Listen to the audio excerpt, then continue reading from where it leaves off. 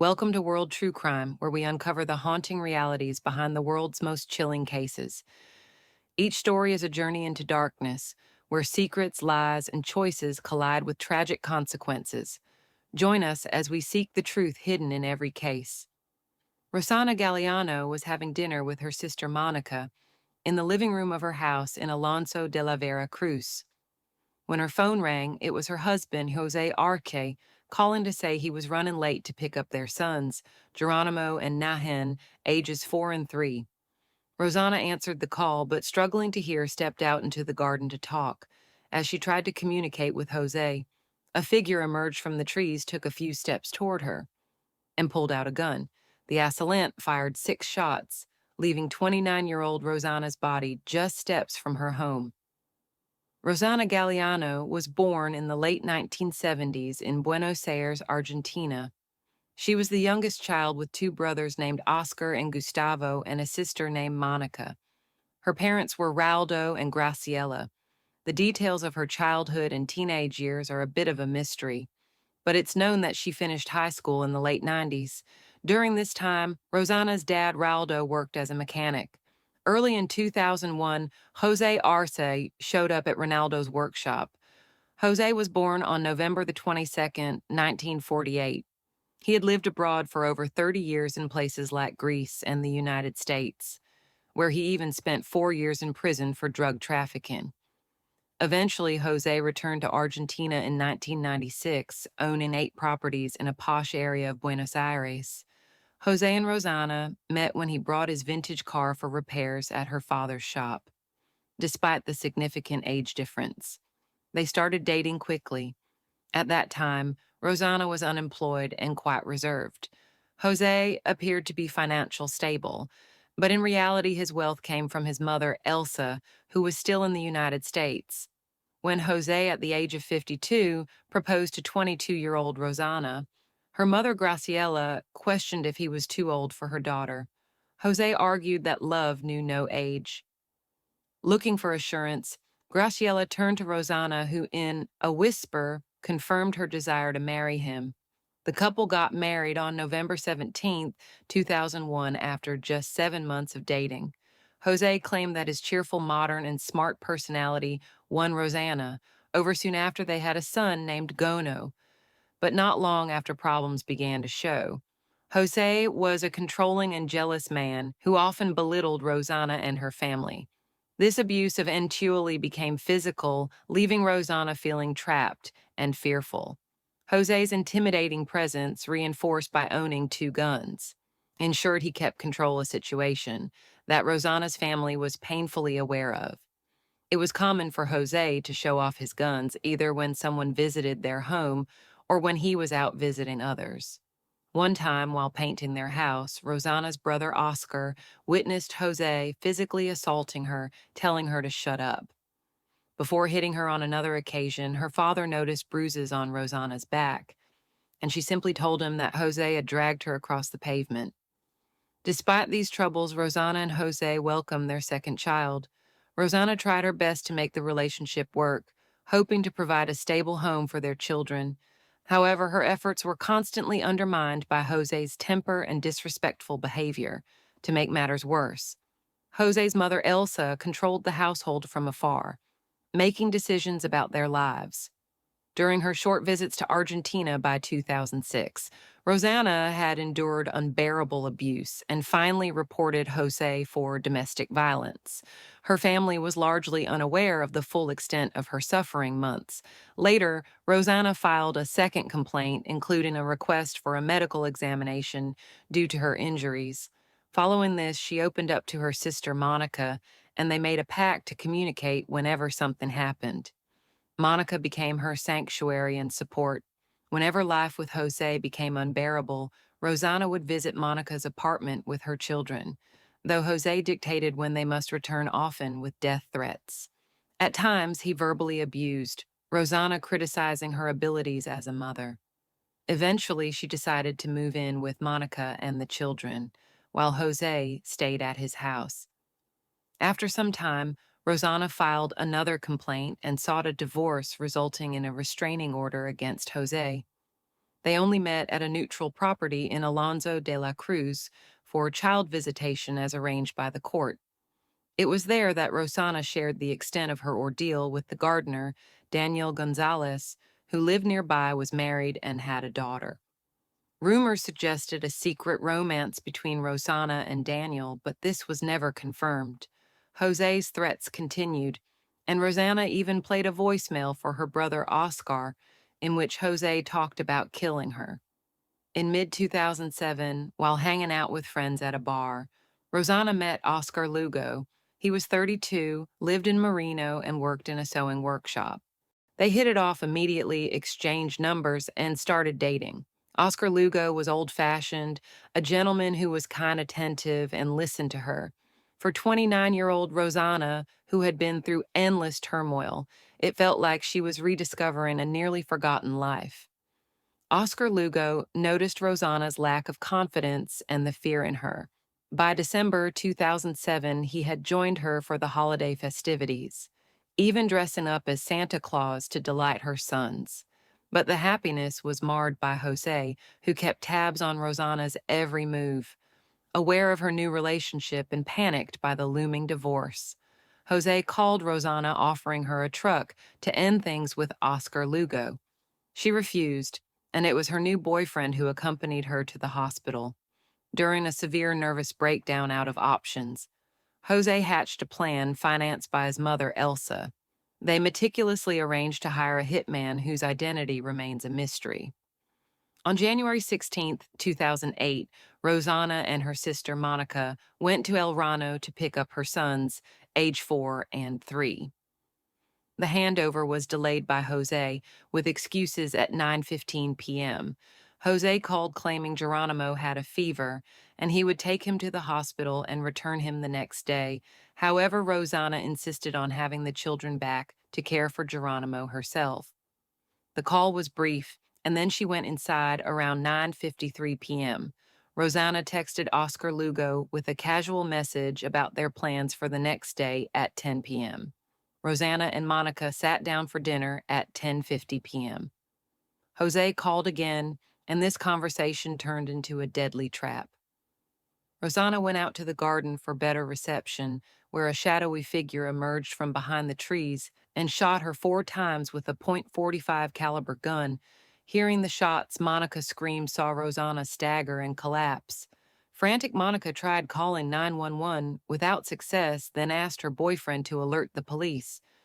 Meanwhile, Oscar Lugo, unaware of the events, tried contacting Rosanna at 11 p.m. and failing that tried to reach Monica, but got no response. Police investigations revealed that the shooter had entered from an adjacent vacant lot. A witness saw someone fleeing through a gap in the fence, but couldn't provide a clear description due to the darkness. That night, Jose was questioned and appeared shocked after requesting a lawyer. He let the lawyer handle the proceedings and left the next day. During further searches, a red sweater was found, which Rosanna's relatives believed belonged to Jose, making him the prime suspect in their eyes. The case grabbed media attention and shocked the country, becoming scandalous as Jose and his mother publicly claimed his innocence and talked bad about Rosanna, suggesting she had multiple lovers and those men should be investigated. Instead, after the incident, Daniel the gardener became reclusive, speaking to no one. On the night of Rosanna's funeral, Raldo noticed Jose nearby in a truck, watching from a distance without joining or expressing condolences. Jose's defense later targeted Monica, Rosanna's sister, and the sole witness, raising doubts about her by questioning why there were no bloodstains on her clothes and why she ran for her phone instead of helping her sister. However, this theory was unsupported. The investigators argued the weapon was too heavy for a woman to manage. An important point raised by the detectives was that anyone familiar with the house would know Rosanna needed to go outside to get a call, signal indicating significant premeditation in the crime. During the investigation, Rosanna's sons were cared for by their father and grandmother Elsa, while their grandmother Graciela could see them. However, Monica and Oscar were denied access with Jose, claiming serious safety concerns for his sons. Despite the legal restrictions, the children expressed a desire to see their Aunt Monica, leading Jose to occasionally allow visits. Monica used these opportunities to take them to a psychologist, eventually obtained visitation rights, though not guardianship. In an interview at the Time, Jose alleged that Rosana had four lovers. All with legal troubles, according to Jose, Rosana was intimate with these men to uncover their secrets, which she then used to blackmail them for benefits. Meanwhile, after receiving threats, Oscar was made a protected witness in his sister's case, requiring him to wear a tracking bracelet and be in assigned police protection. As 2007 was ending, the investigators had yet to find solid evidence to charge any of the suspects. However, a significant turn came a year after the murder. When Jose was arrested in January 2008, charged with aggravated homicide, due to their relationship premeditation and the involvement of two or more people. The preliminary hearings began on January 28, 2008.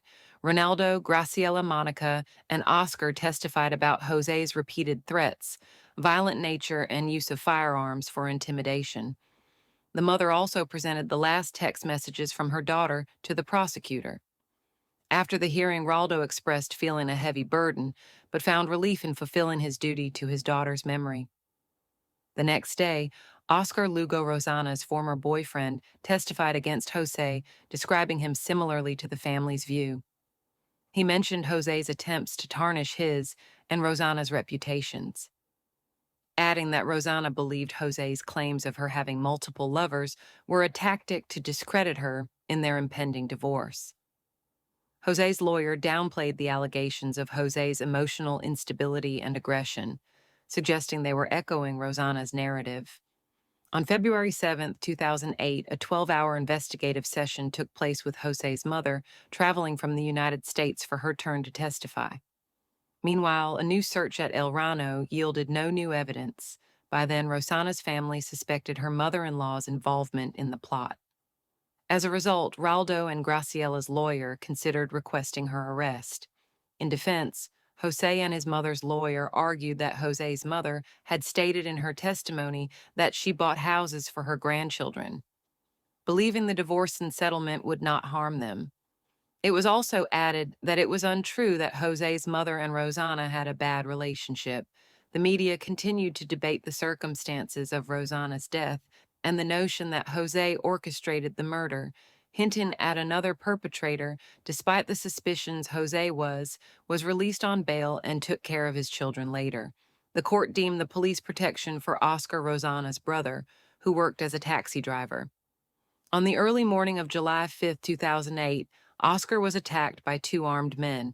They beat and threatened him for an hour before abandoning him in a vacant lot, where he was found. Thanks to his protective witness tracking bracelet, though not severely injured, he was deeply shaken amidst the grief of losing Rosana and the ongoing custody battle. The family faced renewed fear, a fear that was palpable and justified with no one convicted and ongoing threats. The demand for justice grew more urgent, yet the judicial system's slow pace was disheartening. Years passed, and by 2012, the trial and custody dispute dragged on 4 years. After the attack, Oscar used his visitation rights to take his nephews to play soccer, sharing a memorable hug with the 6- and 7-year-old boys. In April 2013, the oral trial started. Jose maintained his innocence. In May, proceedings were delayed when Jose suffered a stroke, pushing the final verdict to November 2013. The judges found that the murder was meticulously planned. Resembling organized crime, Jose and Elsa were implicated in choosing the time and place for the attack, knowing that a phone call would lure Rosana outside, making her vulnerable. The court found financial motives behind the murder, as Jose did not want to split the marital assets. Jose and Elsa were sentenced to life imprisonment. The conviction was of appel by the higher court, highlighting Jose's threats, the domestic violence endured by Rosana, and the dominant influence of his mother. The actual shooters were never identified. In 2015, Jose and Elsa received house arrest. Jose, due to his health, and Elsa, due to her age, allowing the kids to live with them again. The media continued to cover the children's story for years, during which time Monica and Graciela had no contact with them. The boys shuffled between homes, known to their father but strangers to Rosana's family. In the second week of January 2017, the court allowed the children to spend a weekend with their maternal grandparents. For the first time, the Galliano family prepared their home with fresh paint, a thorough cleaning, and decorations. They hung balloons and made a colorful welcome sign. Graciela prepared their favorite dish that weekend. The Galliano home was filled with joy as the boys played soccer, video games, and even asked to sleep in their grandmother's bed, whom they hadn't seen in over 2 years. On November 24th, 2018, Jose died after another stroke. The event was another blow for the children who attended their father's funeral. During the funeral, they expressed their concern about their future with their Aunt Monica. She assured them with calmness and love, promising to support whatever they decided. They chose to live with Monica, who then had to confront Elsa to communicate the boys' decision. Through these and many other instances, it was clear that Monica always acted in alignment with her nephew's wishes. Whether they wanted to talk or preferred silence, Monica's primary goal was to provide stability and comfort for the boys. In March 2019, Gono chose not to change schools since he was close to his friends and had 2 years left there. So he went back to live with his grandmother, Elsa. Meanwhile, Monica sought custody of the other kid. Things seemed to be stabilizing, but in the last week of November 2019, 87-year-old Elsa was moved from her home to the hospital, where she passed away on November 30th. The following month, Monica was granted custody of Nahuen. By year's end, Gono moved in with a friend of his grandmother. Both brothers continued to need psychological support to process their experiences with Gono struggling with depression. Their psychologist noted the overwhelming succession of events they faced in March 2020. Just before pandemic restrictions started, the person Gono was living with passed away, leading him to seek refuge with his Aunt Monica. Until October 2020, upon turning 18, Gono rented a small apartment and lived independently, supported by income from his inherited properties. Monica began legal proceedings to secure their inheritance, fearing they might be deprived of their assets. Nahyan, meanwhile, showed emotional stability thanks to the support he received and was encouraged to return to therapy whenever needed. Thank you for joining us on this investigation. If you found this story compelling, stay tuned for more real-life mysteries where justice and tragedy often walk hand in hand. Remember to stay safe, stay curious, and we'll see you next time on World True Crime.